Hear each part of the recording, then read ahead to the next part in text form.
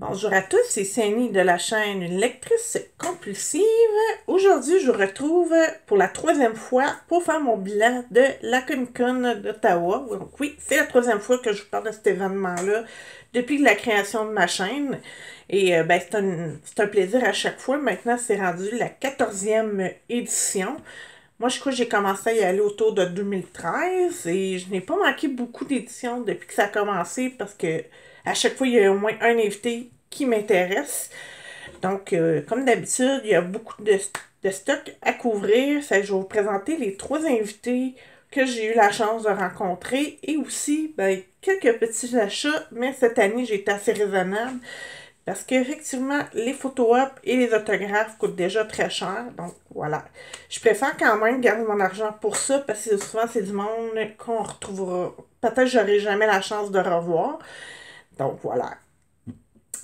Et comme d'habitude, je disais, l'organisation, c'est la clé pour ne rien manquer parce que malheureusement, des fois, surtout, il y a des tellement bons invités que c'est difficile de pouvoir voir tout le monde. Surtout, moi, je fais une journée. Donc, je me suis organisée, j'ai regardé l'horaire avant. Vous pouvez même télécharger l'application. Il y a une nouvelle application à chaque année que vous pouvez télécharger pour avoir des rappels puis rien manquer de ce que vous souhaitez voir.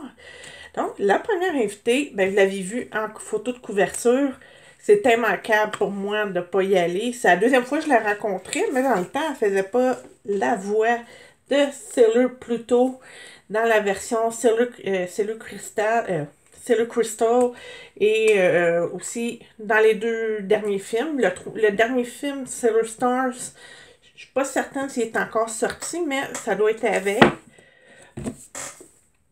Il s'agit de Veronica Taylor. Vous la connaissez peut-être, si vous êtes de ma génération ou un petit peu plus jeune, vous avez sûrement connu les premières saisons de Pokémon. C'est elle qui faisait la voix de Ash Ketchum en anglais. Donc, moi, j'avais été de la première fois pour la voir en tant que la voix de Ash. Parce que c'était quand même une série que je regardais en revenant de l'école pour faire plaisir à ma soeur. Ça que j'ai quand même vu quelques premières saisons. Mais Sailor Pluto, ça a été vraiment... J'ai dit, faut que j'aille faire signer mon manga. Je vais vous le montrer. T'sais, en plus, les éditions-là, ils ont une belle photo en couleur de la couverture. Fait que c'était comme parfait pour faire signer. Puis elle est très gentille. C'est toujours un plaisir à chaque fois. J'ai pas pu voir son panneau parce qu'il était le dimanche. Moi, j'étais allée à la convention le samedi. Fait que des fois, il faut faire des shows aussi que je dis d'organisation. Mais si jamais elle revient ou qu'elle vient à Ottawa, clairement, je vais aller la voir. Parce que ça me permet... Moi, en fait, tout ce qui est rapport au doublage, c'est un métier que j'adore écouter les histoires, qu'est-ce qui se passait sur ces plateaux, tout ça. Mais en fait, c'est un peu comme des acteurs aussi. C'est toujours fun d'avoir des anecdotes. Donc, je dirais depuis que j'ai commencé à les conventions, j'ai essayé d'en assister, puis je me suis jamais ennuyée.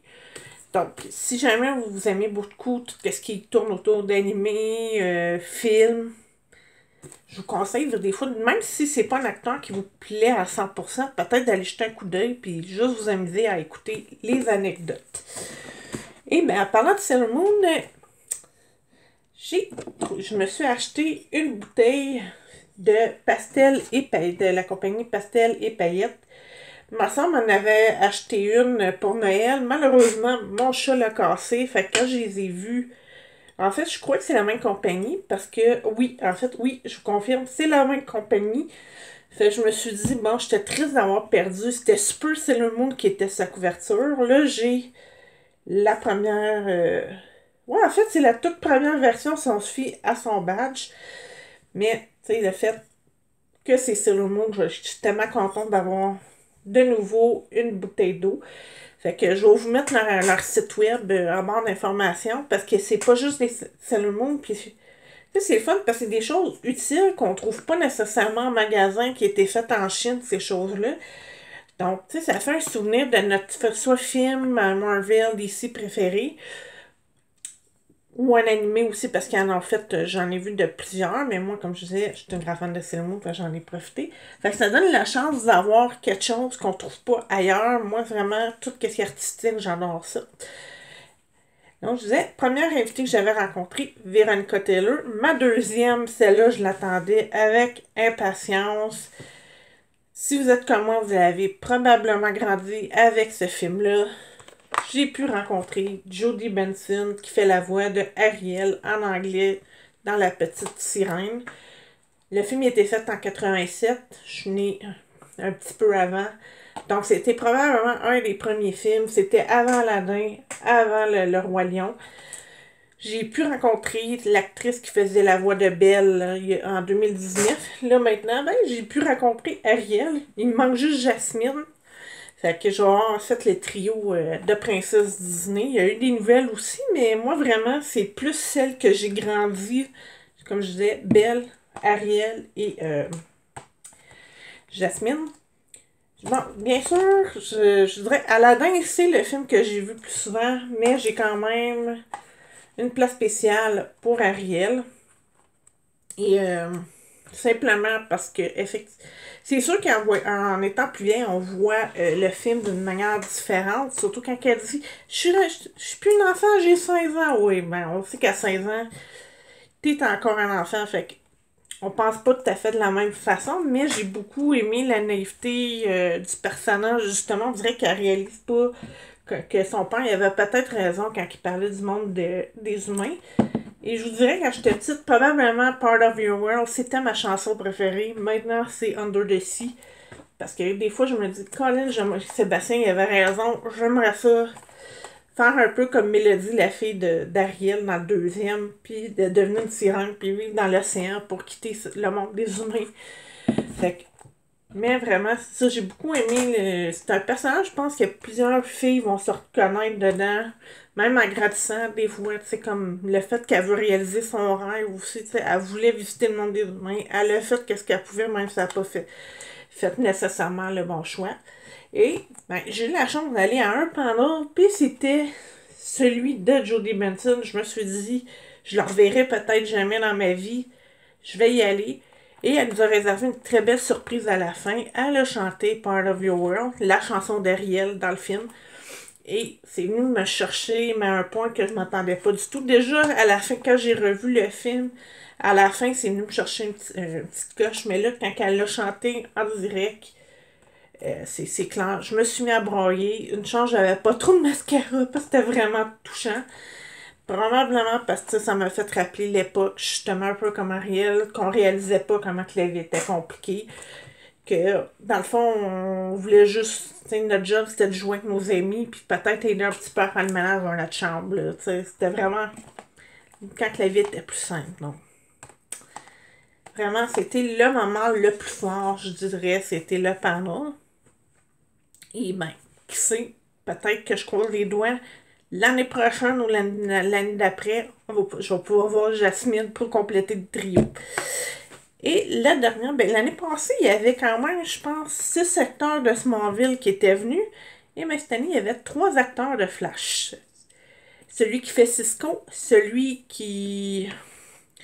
En fait, celui qui a fait plusieurs personnages aussi. En fait, excusez-moi, j'ai un petit blanc. Ah oui, le Dr. Wells. Celui qui faisait Wells, qui a fait plusieurs personnages parce que, dans le fond, à chaque saison, il y avait genre son double d'une autre planète qui venait pour les aider.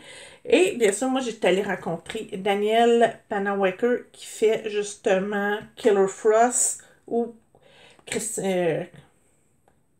ou le Dr. Snow.